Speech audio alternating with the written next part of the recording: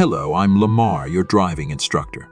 Today we're going to learn how to parallel parking in the forward direction.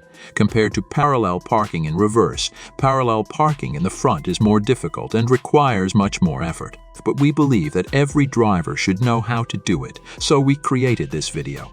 We already have a video on our channel with parallel parking, but there we did it in reverse. I leave the link in the description below this video. Subscribe to the channel and we'll get started. Please note, when selecting the starting position for parking, it should be taken into account that the vehicle is more maneuverable when moving backwards. Therefore, the parking space should be at least 2 times larger than your car's body. Okay, step 1. Find an available parking space. Make sure the parking space is large and you have enough room to park. Step 2. Take the correct position on the road.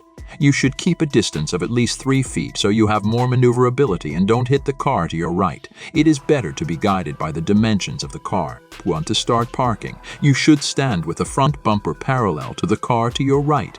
However, if you're a beginner and it's still difficult to get a feel for the full dimensions of the car, you can use the side mirrors to help you get your bearings. Move forward slowly until the right side mirror is level with the other car's side mirror.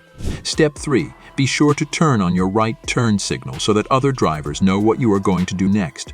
Look in your side mirrors to make sure you are not obstructing anyone or causing an accident. Turn the steering wheel 1 turn to the right and slowly start driving until you align the lower left corner of your windshield with the left side of the car in front.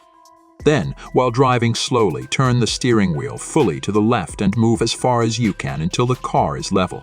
Step 4. As you can see, we are still quite far from the curb. This is because we park in a straight line, and for a successful parallel parking right away, we don't have enough space. Next, we need to engage reverse gear. Turn the steering wheel to the right as far as it will go and reverse until we see the left headlight of the car behind us.